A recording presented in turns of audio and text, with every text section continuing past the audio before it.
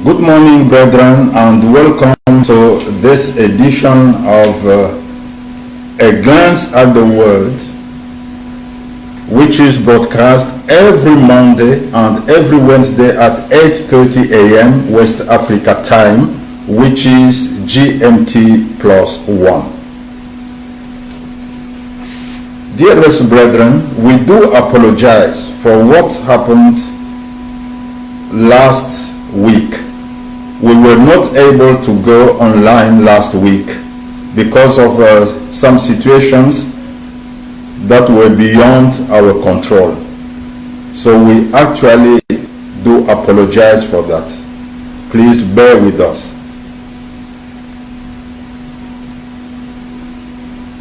But this time, I hope we will be able to make it to the end.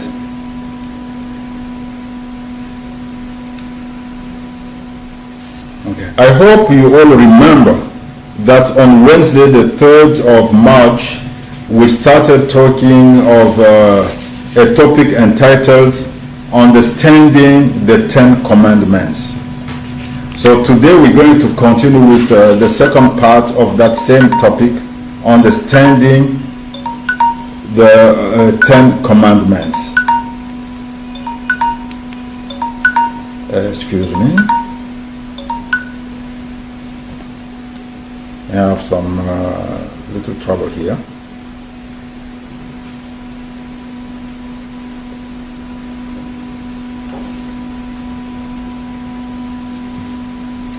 Okay. So we're going to continue with the same topic, understanding the Ten Commandments. So if you remember, we saw how God gave the Ten Commandments to the people of Israel in particular and to man in general. And we insisted on the fact that the people of Israel in particular and men in general had to keep those Ten Commandments scrupulously. We saw how great was the importance that God gave, that God was attaching to those Ten Commandments.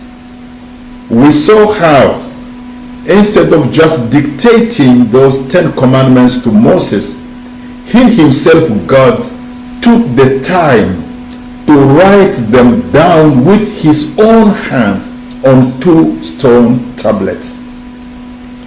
And we explained that on the first stone tablet he wrote 4 commandments, and on the second stone tablet he wrote 6 commandments. And we also explained that all those 10 commandments could be summarized by these 2 verses. The verse of Deuteronomy chapter 6 verse 5, which reads, you shall love the Lord your God with all your heart, with all your soul, and with all your strength. And Leviticus chapter 19 verse 18b, which reads, you shall love your neighbor as yourself. And as Jesus himself said, all the 10 commandments and even all the Bibles are just contained in these 2 verses. We explained that the first stone tablet contained the first 4 commandments and concerned our relationship with God. These are the 4 commandments which are summarized by that verse of Deuteronomy chapter 6 verse 5. You shall love the Lord your God with all your heart, with all your soul, and with all your strength. We also explained that the second stone tablet contained 6 commandments which concerned our relationship with one another. And these 6 commandments are summarized with Leviticus chapter 19 verse 18b, you shall love your neighbor as yourself. We took some time to explain the first 4 commandments.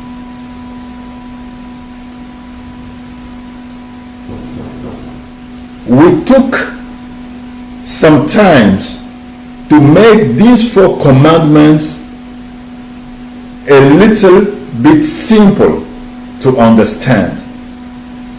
So today we will first come back to the 4th commandment that we saw last time because of a few questions that we received concerning that 4th commandment. So let's first read that 4th commandment in full. Let's go to Exodus chapter 20 verses 8 to 11. We read, remember the Sabbath day to keep it holy. 6 days you shall labor and do all the work, but the 7th day is the Sabbath of the Lord your God. In it you shall do no work, you, nor your son, nor your daughter, nor your male servant, nor your female servant, nor your cattle, nor your stranger who is within your gates. For in 6 days the Lord made the heavens and the earth, the sea, and all that is in them, and rested the 7th day. Therefore the Lord blessed the Sabbath day and hallowed it. So this is the 4th commandment. And as Jesus once said, man was not made for the Sabbath. It is the Sabbath that was made for man. God has set up a day when he and man were to have a special encounter. On that special day, man has to stop any paid work and consecrate himself to his relationship with God. This is the meaning of that Sabbath day. That is why the Bible says that God hallowed the Sabbath day. He consecrated the Sabbath day. He sanctified the Sabbath day because it is the day when he wants he and man to have a special encounter. Of course, every day we must have encounter with God, but on that special day that God has set apart, we must have a special encounter with him. So we must put aside all paid work. We must put aside all secular work to consecrate ourselves just to our relationship with God. Let's read Deuteronomy chapter 2 verses 2 to 3 to understand better this. No, sorry, not Deuteronomy, Genesis. Genesis chapter 2 verses 2 to 3. We read this. And on the 7th day, God ended his work which he had done, and he rested on the 7th day from all his work which he had done. Then God blessed the 7th day and sanctified it, because in it he rested from all his work which God had created and made. So before the creation of the heaven and the earth, as we said last time, there was no division in time. Weeks didn't exist, days didn't exist. It is during the creation, the process of the creation of the world, during the process of the creation of the universe, that God subdivided the time for the benefit of man and for the benefit of all the creation. That is when he instituted a 7-day week 6 working days and 1 resting day. So we have 6 days to work, to do our works, and 1 day to rest. And this is for our own benefit.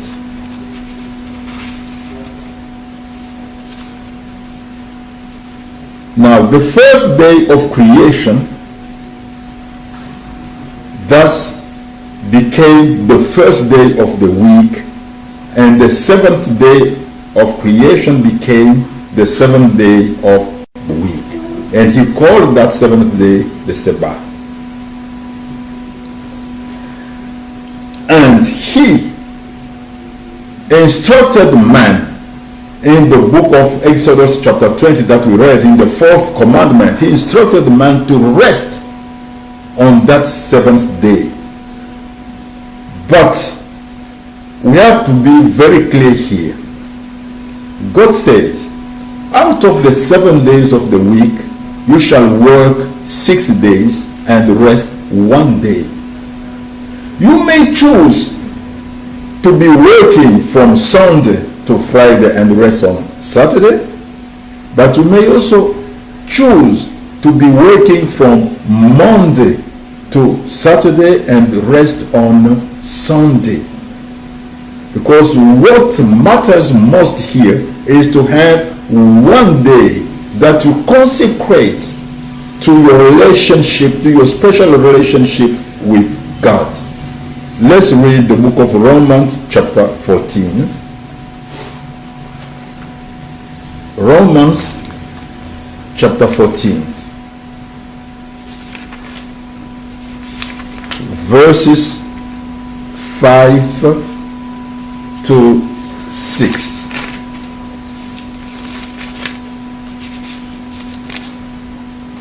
Romans chapter 14, verses 5 and 6.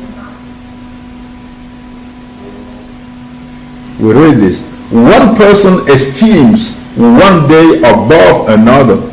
Another esteems every day alike. Let each be fully convinced in his own mind.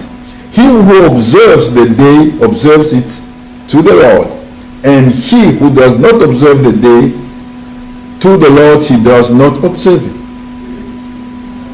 Here the Bible says, one person esteems 1 day above another, another esteems every day alike. Let each be fully convinced in his mind. Okay? Because he who observes, he who eats is to the Lord, for he gives God thanks, and he who does not eat to the Lord, he does not eat and gives God thanks. He who observes the day observes to the Lord. He who does not observe the day does it also to the Lord. So all people, those who decide to give the Sabbath day, to give Saturday a special meaning, to keep Saturday as the day that they have consecrated to God, they do well if they are convinced of it. But those who choose a different day, such as a Sunday, let them consecrate that Sunday to God also in the same way.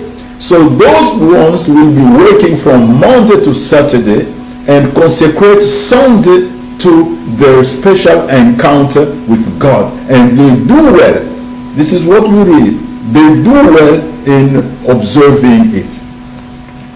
And when we go to the book of Hebrews chapter 4 verse 9, we read this. Hebrews chapter 4 verse 9. There remains therefore a rest for the people of God. There remains a rest for the people of God. That rest is not necessarily on the Sabbath day. It may be on the Sabbath day if you have decided within your mind, within your soul, and you are convinced of it, to consecrate the Sabbath to your special encounter with God. But it may also be Sunday, as is the case with many Christians, as is the case in many churches, as is the case in many countries. So you consecrate one day. It may be Saturday, it may be Sunday, but you consecrate one day and you stick at that. When you have chosen a day that you consecrate to your special encounter with God, a day during which you will do no paid work, a day during which you will seek your special relationship with God, then you stay faithful to that choice and you continue in that way. This is the meaning of this commandment. Let's also read Colossians chapter 2. Colossians chapter 2.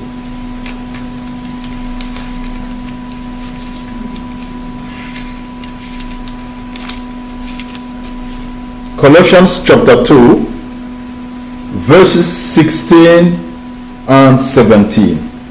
Colossians chapter 2, verses 16 and 17. So let no one judge you in food or in drink, or regarding a festival or a new moon or Sabbaths, which are a shadow of things to come, but the substance is of Christ. So let no one judge you according to the day that you have decided to observe, the day that you have decided to consecrate to God. Those who have chosen the Sabbath to consecrate it to God, that Sabbath may be Saturday, that Sabbath may be Sunday. Let those who have chosen Saturday to consecrate it to God continue in that way, faithfully. Nobody should judge them. Nobody should tell them that they are of the Old Testament times because they are observing Saturday as the day of rest. And those who have chosen Sunday to consecrate it to the Lord as the resting day, as the day of the special encounter with God, let no one judge them. Let no one criticize them. Let no one say that they are not respecting the Sabbath, which is Saturday, but they are respecting a different day. Let no one judge them for that, because they have decided to consecrate one of the 7 days of the week as the Sabbath day, as the day of rest, as the day of the special encounter with God, as the day of worship. So let them continue in that way also. So no one has to judge anybody concerning the observance of a special day of the week. Those who observe the Sabbath day on Saturday, do well. Those who observe the Sabbath day on Sunday, do well too. But let each one do according to his own conviction, the conviction that the Lord has given him. Let's now say a word about the second stone tablet, because the first stone tablet ends with that verse, with that commandment, the fourth commandment. Let's now read Exodus chapter 20, verses 12 to 17. These are the verses which are found on the second stone tablet. Exodus chapter 20, verses 12 to 17. Honor your father and your mother, that your days may be long upon the land which the Lord your God is giving you. You shall not murder. You shall not commit adultery. You shall not steal. You shall not bear false witness against your neighbor. You shall not covet your neighbor's house. You shall not covet your neighbor's wife, nor his male servant, nor his female servant, nor his ox, nor his donkey, nor anything that is your neighbor's. Remember that this second stone can be summarized in this verse. Love your neighbor as yourself. And your very first neighbor is your parent. Your father or your mother are your first neighbors, your closest neighbors. You were born to them.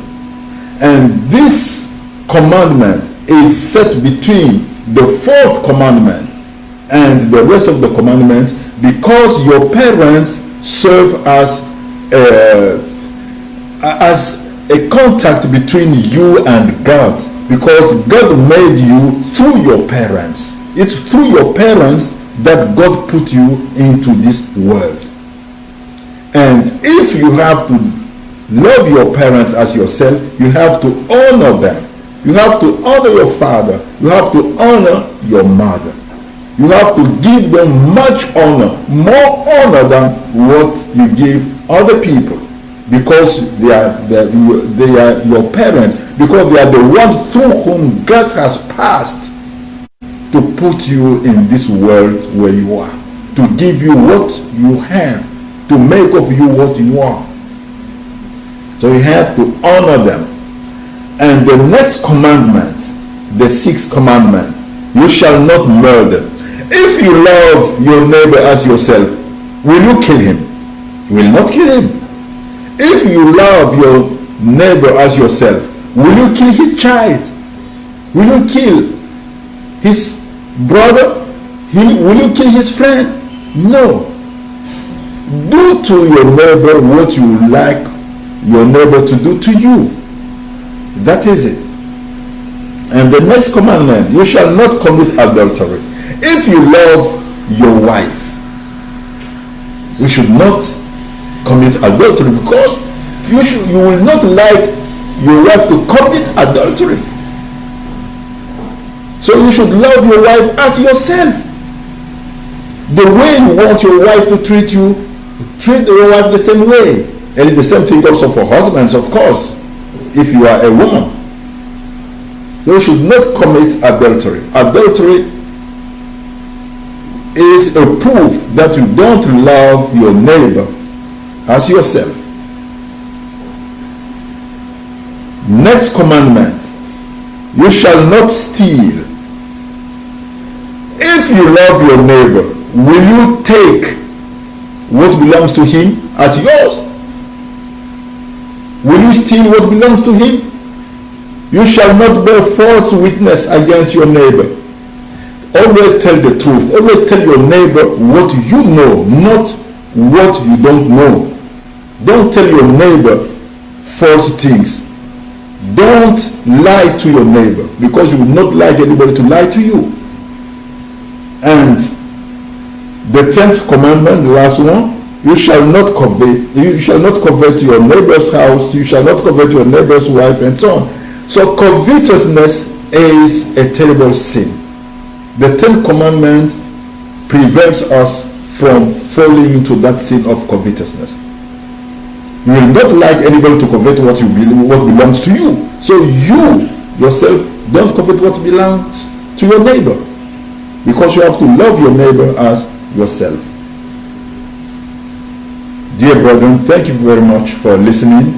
God bless you abundantly beyond all your most hidden expectations. God bless you and have a nice week.